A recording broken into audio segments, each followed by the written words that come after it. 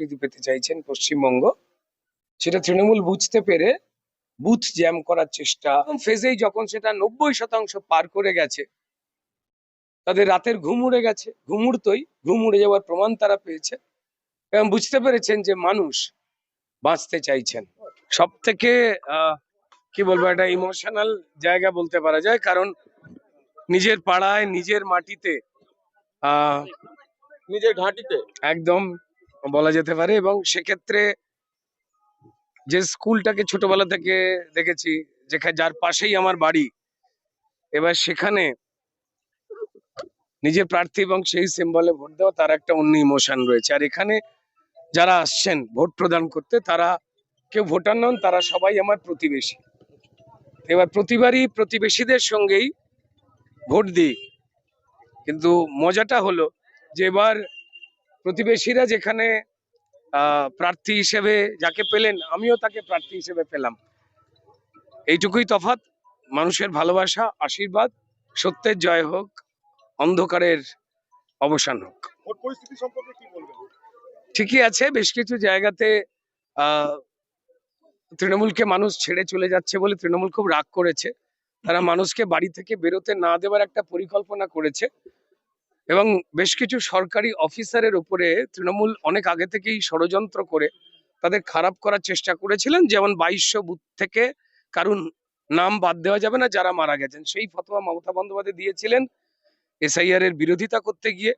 ঠিক এইবারেরও সরকারি অফিসারদের দিয়ে তিনি একটা প্রক্রিয়া চালাচ্ছিলেন, তৃণমূল চালাচ্ছিল।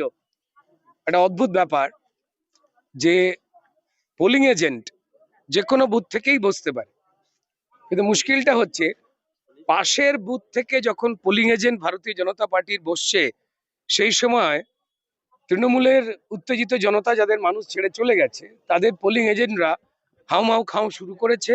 এবং সেই সুরে কি অদ্ভুত ভাবে কিছু প্রিসাইডিং অফিসার তারাও ইলেকশন কমিশনের নিয়মের বাইরে গিয়ে আবার বোধহয় মমতা বন্দ্যোপাধ্যায়কে ব্যর্থভাবে খুশি করার চেষ্টায় তারাও হাউমাউ খাও করলেন।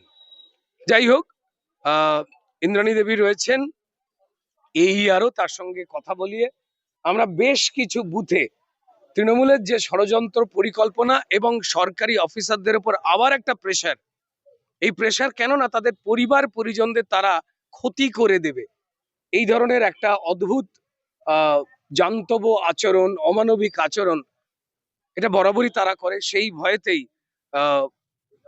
যারা সরকারি অফিসার রয়েছেন, প্রিসাইডিং অফিসার বা পুলিশেরও কর্মচারী, যারা সততার সঙ্গে কাজ করার চেষ্টা করেন, কিন্তু তৃণমূলের চাপে পড়ে অনেক সময় তারা পিছু হটেন। কিন্তু এবার একটু কি বলা যাবে, যে একটুখানি বলা কওয়াতেই পুরো বিষয়টাই ঠিক হয়ে গেছে। কেন্দ্রীয় বাহিনীর যারা জওয়ান রয়েছেন, তারা নিরপেক্ষতার সঙ্গেই সমস্ত বন্দোবস্ত করছেন। মানে আমারও ঢোকবার বা কোনো বুথে গিয়ে ক্যান্ডিডেট হিসেবে কেমন পোলিং পড়ছে জানতেও যখন যাচ্ছি, সেখানে 1 মিনিটের বেশি তারা থাকতে দিচ্ছে না। এই ডিসিপ্লিনটাই যেন আমরা সবাই মেনটেন করতে পারি, এই সভ্যতাটাই নেমে আসুক পশ্চিমবঙ্গের বুকে। এই ফলাফলের পর এটা চাইবো যে পক্ষপাতিত্ব নয়, মানুষের হোক জয়। একটা লাস্ট প্রশ্ন, যেখানে নির্বাচন কমিশন বলেছে 100 মিটারের মধ্যে কোনো রাজ্য পুলিশ থাকবে না, সেখানে আপনার ভোট কেন্দ্রে রাজ্য পুলিশ দেখা যাচ্ছে, কি বলবেন? দেখুন, এটা নির্বাচন কমিশন নিজস্ব ভাবে নিশ্চয়ই ব্যবস্থা নেবেন।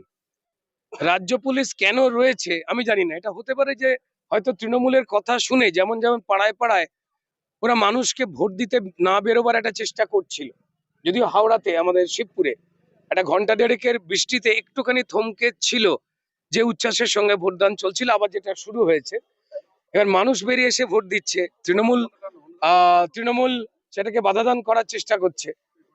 এবং তারপর যখন রাজ্য পুলিশ সেটাকে মেনে নিয়েও আর মেনে নিলেন না, মানুষের পক্ষ নিলেন, আমার মনে হয় যে তৃণমূলের লোকজন বলেছে পুলিশকে মারবো টারবো, ওরাই তো বলে টলে অনুব্রত বাবু সিলেবাস অনুযায়ী পুলিশকে ফেলে পেটাতে দেখেছে, যা দুর্ভাগ্যজনক, চরম। আমার মনে হয় যে পুলিশ আশ্রয় নেয়নি তো ভয়তে, আমি জানি না, মমতা বন্দ্যোপাধ্যায় বলতে পারবেন। আপনি কি নির্বাচন কমিশনে অভিযোগ জানাবেন? নিশ্চয়ই জানাবো যে আতঙ্কিত পুলিশদের এখান থেকে বার করে দিন। মানে হচ্ছে তাদের সেফ জায়গায় নিয়ে পৌঁছন। তৃণমূলের কথা তারা শুনছে না বলে তাদেরকে অসভ্যতামি করছে, ফলত হয়তো আশ্রয় নিচ্ছে এই জন্য।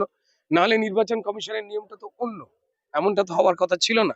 নিশ্চয়ই পুলিশ তৃণমূলের হতাশাগ্রস্ত যে লুম্পেন বাহিনী, যারা এবার আর ভোট লুট করবার যে পরিকল্পনা, তাতে জল পড়ে যাওয়াতে বিপুল কেঁদেছে। কেউ কেউ বলছেন সেটাই নাকি বৃষ্টি হয়ে ঝরেছে। সাদাসি হাই স্কুলে 6টা বুথ